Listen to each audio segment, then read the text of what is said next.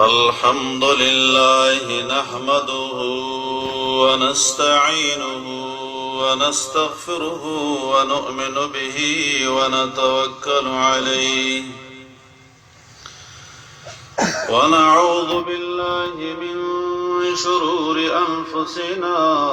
ومن سيئات أعمالنا من يهده الله فلا مضل له ومن يضلله فلا هادي له وأشهد أن لا إله إلا الله وحده لا شريك له وأشهد أن محمدا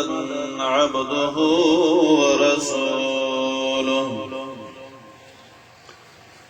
أما بعد فأعوذ بالله من الشيطان الرجيم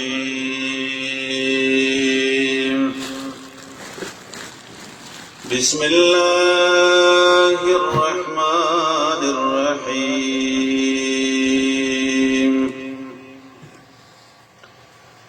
واذكر في الكتاب مريم إذ انتبذت من أهلها مكانا شرقيا فاتخذت من دونهم حجابا فأرسلنا إليها روحنا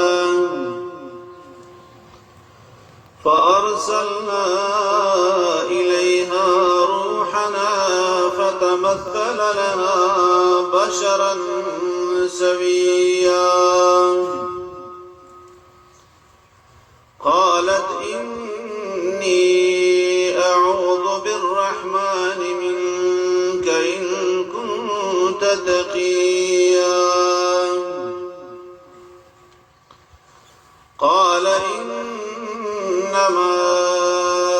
أنا رسول ربك لأهب لك غلاما زكيا قالت أنى يكون لي غلام ولم يمسسني بشر ولم أك بغيا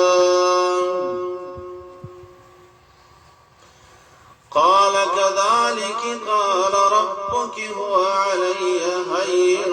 ولنجعله آية للناس ورحمة منا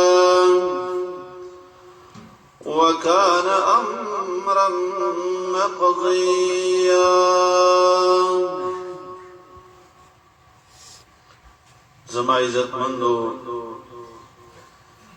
مشرانو کشرانو او د دې علاقې مقامی عالمانو او څومره اوریدونکي خویندې میندې او زنانه تورسري دي په دې موقع باندې ټولو تکلیف برداشت کړی دی خپل کارونه پریښي دي او ډیر په توجه باندې ناس دي الله جل جلاله دې د دې ټولو د لږ وخت ناس ته قبول او منظور کړي امين او الله دې دا زمون په هغه وخت کې په کار راولي چې په کم وخت کې څوک چاله نیکی نه ورکوي زما عزت مند عالمان تشریف فرما دي او ډیر ښه علما او مرګري او مقررین او مخلصین مرګري راغلي ان شاء الله غیب بیانات کوي او په غور سره به اور ډیر په خلوص راغلي څنګه تاسو په اخلاص باندې ناس ته استي نو دا رنګ دا ټول علما په اخلاص سره راغلي او دا دسی او باغ دی د علماء دي د نشکل ته الله را تشکیل کړي دي چې څوک پکې د ډمبرګولي بوی کوي څوک پکې د کوشمالو بوی کوي څوک پکې سره قم بوی کوي په باغ کې هر قسم بوټي بویول غواړي خدا گل گوره بوی مقصدی او گوتی بنوروڑی او شوکی بیم ذکر دو علماء مثال دو گلونو دی دیر بے چیڑی نا خبری واوری ویتلی او نورم واوری بے پس داغی پیسلہ کوئی نو انشاءاللہ کم مرگرو چی بیانات کری داغی دا یو خبری منگ تایید کو اور رستو چی کم مرگری بیانات کئی داغینم امید دے چی اللہ جل جلالہ با داغین خیر و برکت پڑے ما دا سورت مریم سا آیاتون تلاوت کرا او لگ میں دیر تلاوت کرا ما جزم لگتا زشم دا قرآن خپل برکات نو چونکہ مجمع دا سڑو ہم دا خودم را راتا پتا دا چی دا زنانو ہم چادر پوشی دا نو لکشانا خبره با دا زنانو پا جهد سرو کو او سڑی بے مواوری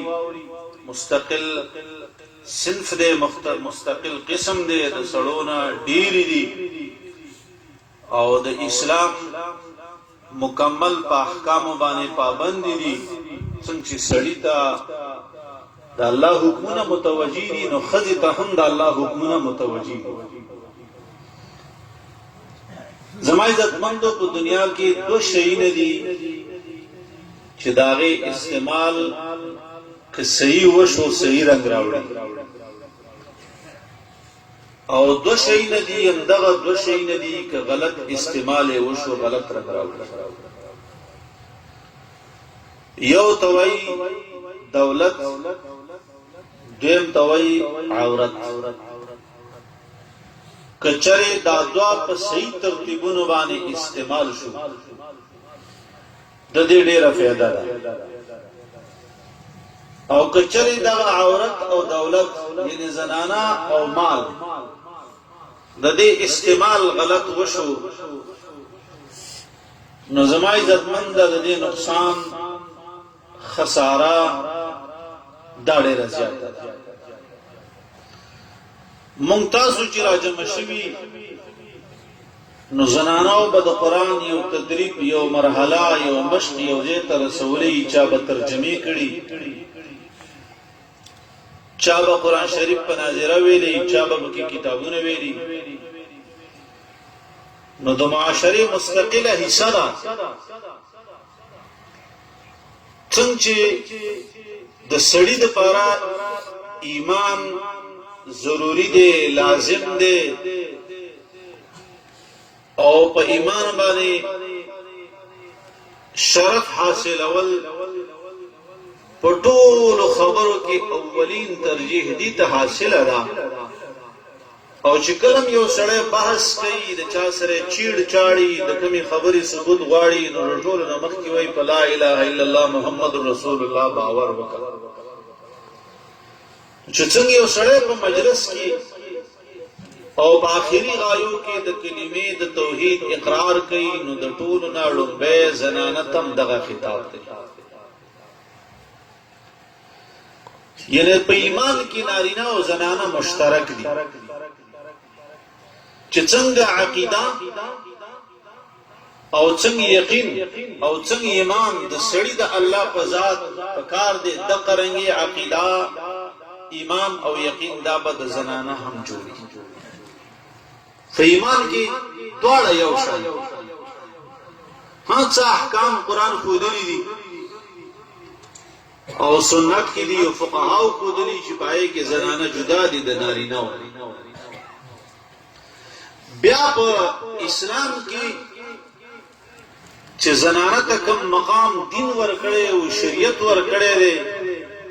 نو دا مقام نا سیہودی طاقت ورکولے شی نی فرعونی طاقت ورکولے شی نی دا وقت پل یودا سے ملت ورکولے شی چھ کم حق زنانا تا اسلام ورکڑے دے زکداس یو دورو دا نبی کریم صلی اللہ علیہ وسلم دا پیدائش نمخ کی چھ خزا چا انسان ہم نہ تصور کو چھ دا گنی انسان دے بلکې دا د کور دیش کې پتیله د کټای د چمچای د بیا د نبی علیہ السلام د پیدایش نه څه کلونه مخکې په فرانس کې یو میټینګ وشولو او په هغه میټینګ کې دا قرارداد پیش شو چې دا انسان دی صرف دا یو قرارداد پیش شو بیا رو رو رو رو اسلام چې کله راغی نو نبی علیہ السلام چې ښځو ته کوم حقوق ورکړه اسلام چې کومه مرتبه ورکړه نو بیا په قرآن کې داسې زنانه ذکر شوې دا ما چې کوم سورت ویلې ده سورت مریم چې د زنانو په نوم باندې مستقل سورتونه راغلي سورت مریم د مریم په نوم باندې سورت راغی سورت النساء د ښځو سورت دا مستقل سورت راغی سورت النور پدې کې مستقل د زنانو احکام د زنانو پروګرامات د زنانو د ژوند د معاش چال گفتار رفتار دا بیل ذکر او دارنګه سورت احزاب کې مستقل احکام د قوانینو په شکل کې الله جل جلاله تر قیامت پورې زنانو ته پیش کړي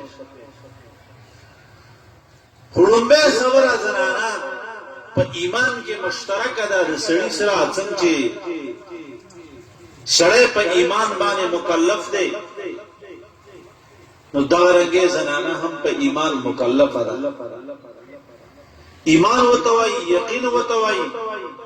توحید وتوي ولی سړی چې ایمان راوړي خو مخکې قبر لري حشر لري پل صراط را روان دی میزان را روان دی زما عزت منده څنګه چې د سړي لپاره دا مرحلات دي کنه چې مرګ دی او قبر دی او حشر دی او سوالات دی او عذاب قبر دی او د قبر نعمتونه دی او حساب کتاب دی او جنت دی او جهنم دی دا ټول مرحله چې څنګه سړی ته کوي دا ټول مرحله د قرن زنانه له هم را روانې دي اوس دا ټول مرحلات چې سړی سازي ځان له قبر باندې بهتر کوي ځان له جون بهتر کوي عمل نامه ته بخیلاس ملاو شي په پولیس ورات د بهري د پړق پشان پورې وزم جنت دلار شم نو سړی د څه کار کوي کله په تبلیغ لاړ شي کله وي مولوی پر جمعه ته وکا کله وي مولوی کتابونه راته وایا کله وي ذکر راته وخیوا کله وي د شپې ذکر راته وخیوا د قبر نه څنګه د عذاب نه بچیږم نعمتونه نو سړی په مختلفو پهلو باندې د علماونو خپل لار روان سفر اسانه دا د زمانه هم ذمہواری ده چې روان سفر ته تیاری کوي څنګه چې ساده یو سړی نه خيږي دا رنګ ساده زنانه نه هم خيږي نو چې ساده کله وختله نو د سړی د کفن احکام شته نو د خزې د کفن احکام هم شته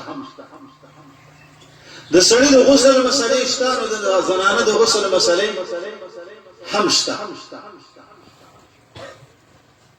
او دا بالکل صریحي په روایتو کې ذکر دي چې نبی کریم صلی الله علیه وسلم د زنانه په باب کې د کفن څه ترتیب خودلې د غسل څه ترتیب خودلې او دا د معاشري لازمي حصہ ده و د سړی کفن څو کپڑے دي درې کپڑے دي دا سړی ته پته ده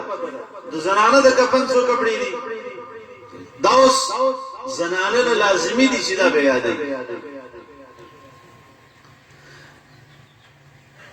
اوس د زنانه غسل وشو روایتو کې اختلاف دی چې اختبوله چونټه کې نه به چونټه کې څه طریقې سره بداغي اختی په څه ترتیب سره بنئ دا ضروری ده